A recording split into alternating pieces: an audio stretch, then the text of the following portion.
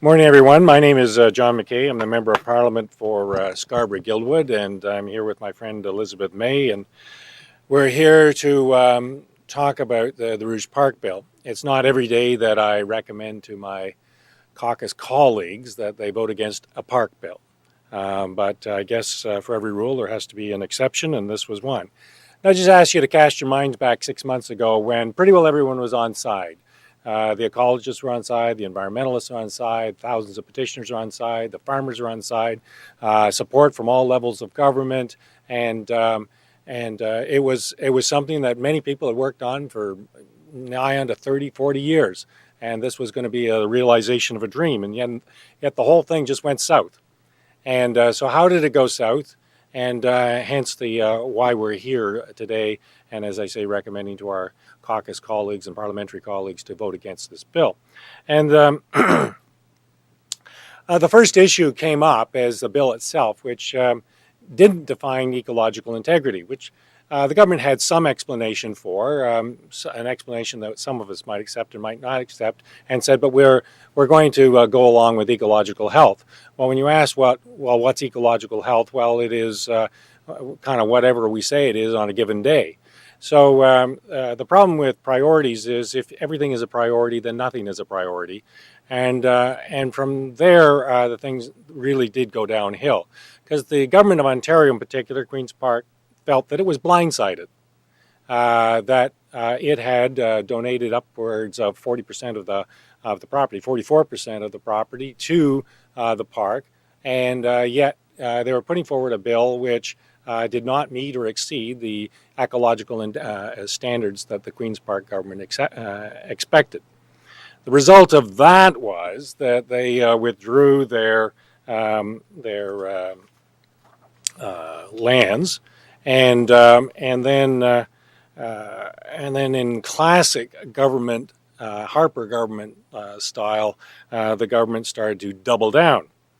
And we've seen this tactic before where everyone else is wrong and we, the government, are right. So they stirred up a false food fight between the farmers and the ecologists. They stirred up a fight between residents against residents and those who are just simply supporters of the park but not necessarily residents, and created a bunch of turmoil. So, a proper government would have said, okay, let's pull the bill for the time being and see whether we could actually reconcile the various interests of environmentalists and farmers. But no, in classic Harper fashion, we doubled down. Classic Harper fashion number two was, well, we're just going to start ridiculing that. And so they declared war on Queen's Park. They declared war on the environmentalists in particular. Apparently Jim Robb, who's the head of Friends from the Rouge, wears horns. And his 30 years of work and his and a whole bunch of other people's work in bringing this park to fruition was ridiculed. And I invite you to read the transcript between the government members and Mr. Robb at the committee hearing. And then they also declared war on the petitioners. And then in the final classic government style is they declared that today they're bringing time allocation on a park bill. Think about that, people. This is where we've come to. We have come to time allocation on a park bill. And it's not as if there isn't an easy fix. This is a very simple fix. Just sit down, bring the folks together, talk about if you can't go to ecological health or ecological integrity, go to ecological health. Just tell us what it is. Because if you have if you have all kinds of priorities, then you have no priorities at all. And so I regret that I'm here with Elizabeth, as friendly as I am with Elizabeth, but nevertheless, we are opposed to this bill, and we are recommending to colleagues to vote against it. And in the event that the good folks of Canada are prepared to return a Liberal government in the next election, we will fix it. Thank you very much. Merci à mon collègue du Parti libéral. Aussi, je suis désolée que ce projet de loi pour mettre sur pied le parc national de la Rouge dans la région de Toronto, ce n'est pas un projet de loi que le Parti vert est capable pour donner l'appui. We can't support this bill, and I've been working on the Rouge Valley as a park since 1986, when I was in the Minister's of Environment's office in the previous administration of Brian Mulroney. I worked with Jim Robb and Friends of the Rouge and wonderful, heroic, valiant campaigners like Lois James. This has been a long-standing campaign to create a national park in the Rouge. And when those people who've been struggling for so long and and so diligently are so very distressed by finding that the levels of protection in the so-called national park will be less than what's currently there in the protection provided by the Ontario government.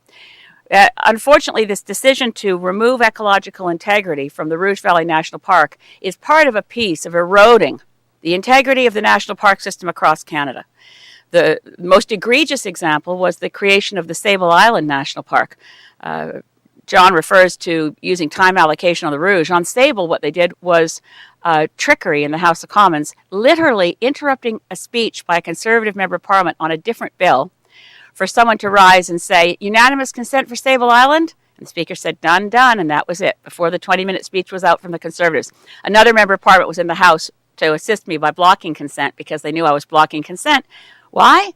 Because creating a national park at Sable Island while permitting seismic testing inside the park and directional oil and gas drilling under it completely erodes the principles of ecological integrity, which are central and fundamental to our national park system. We've seen the privatization of pieces of the park under Harper's administration. They want to turn our parks into amusement grounds where people will pay full price. It becomes carved up to the private sector. And they always say, oh no, just this once.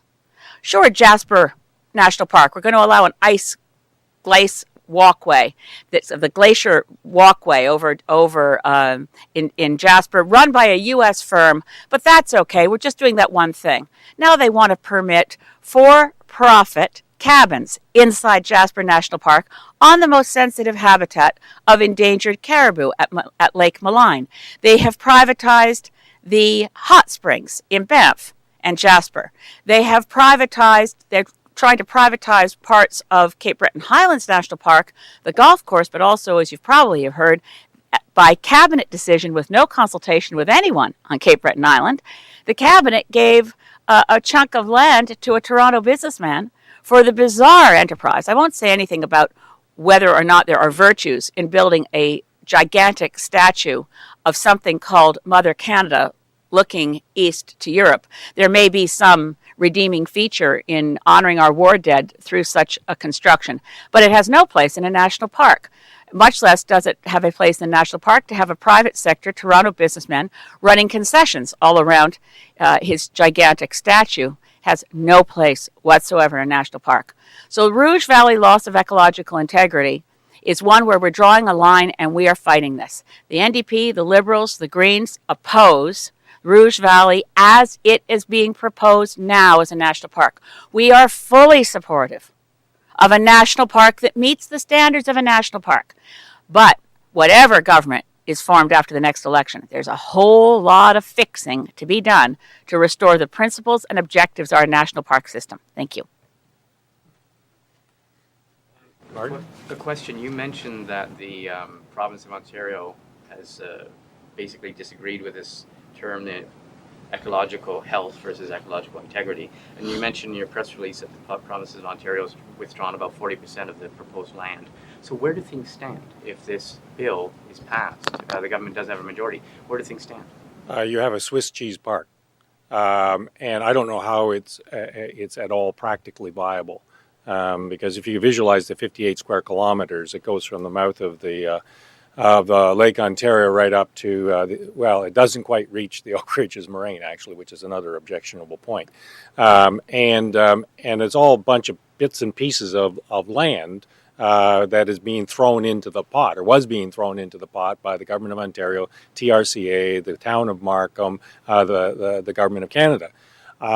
What you have in the event that this bill goes through, which with time allocation seems like it's going to, is a Swiss cheese piece of real estate with no connecting points, no integrity, and if Elizabeth is concerned about how national parks get sold off bits and pieces, well, you already got the bits and pieces that are there for alternate uses, and the alternate uses will not be uses that anyone would consider to be appropriate for parks. The fundamental disagreement between Ottawa and Queen's Park is on that definition of ecological integrity versus ecological health. Yeah, and there's the pivot point of the dispute. Can I just say, there have been a number of red herrings tossed out in the debates in the House about ecological integrity and why, with this new classification, creating a new animal called an urban park, you wouldn't want to have ecological integrity as a goal. And the red herring that I've heard the most often is, well, if you have ecological integrity, you have to let forest fires burn out of control. Okay. That's absolutely not the case. I can promise you, Gulf Islands National Park is in my riding. And Parks Canada, well, when Parks Canada had a budget, Parks Canada put out forest fires. Now Parks Canada has had such deep budget cuts that in actual fact, the Gulf Islands National Park staff had to reach out to the BC provincial government fire services and the local volunteer fire departments. And before the fire summer season, we don't get a lot of fires in the Gulf Islands, but in the summer of 2012, they put out a message to say, we don't have the capacity to put out forest fires anymore because of budget cuts. So we're going to need the help of the BC government forest fire suppression team. But the main point here is we put out fires in national parks. And they're anywhere near human habitation. If they're southern parks, the only reason that forest fires burn out of control in some of our national parks is if they are in the boreal. The boreal is a fire-driven ecosystem. Fires in that ecosystem are considered part of the natural cycle, and they're not threatening human habitation. So it is an absolute false and red herring to claim that if you have ecological integrity for the Rouge, which is in the Carolinian forest band, not a fire-driven ecosystem, no one would ever let a fire burn out of control or at all in the Rouge National Park. Work of 30 or 40 years. If this legislation goes ahead, if the park in its patchwork is instituted, if a new government were to be elected, how much work would it take to go back to the drawing board and redraw the legislation and redraw the park? But John and I are both, John's saying what I was thinking, not much. Not much, You have to bring in an amendment that changes the boundaries of the park to include a lot of the farmland that's currently being excluded, to include areas they're thinking about it for a future airport, bring it back into ecological integrity. I'll let John speak to this too, sorry. Yeah, that's part of the reason that it's so upsetting is that the fix is so small. And I believe there's even members in the Conservative caucus with whom we could do business. Mm-hmm. And for whatever reason, the lead for the government on this is non-negotiable, shall we say? And I think it's deeply regretting for all of the people of the Eastern GTA. This is a highly fixable park. I want to add one thing is that the Green Party did submit numerous amendments. They were presented by Bruce Heyer, and we put in amendments to restore ecological integrity and to create elements of the current act that would make it more palatable. But unfortunately, among the other things that are different under the Harper administration, one is, and I think most people in this room will know this, but in case anyone watching doesn't know, members of Parliament working on committees under the Conservative Party are not only told how to vote, they're told how to ask questions. So the abuse that Jim Robb was subjected to in that committee was scripted by PMO. And this is really appalling. It's not Westminster parliamentary democracy. It's one-man rule. Just to back up what Elizabeth said about the amendments, I think there was 18 amendments put forward by both Greens and NDP. And everyone was kind of voted down with extreme prejudice, and and when there was some point that could be ridiculed, the government would ridicule it. There's no way to run a government. Thank you.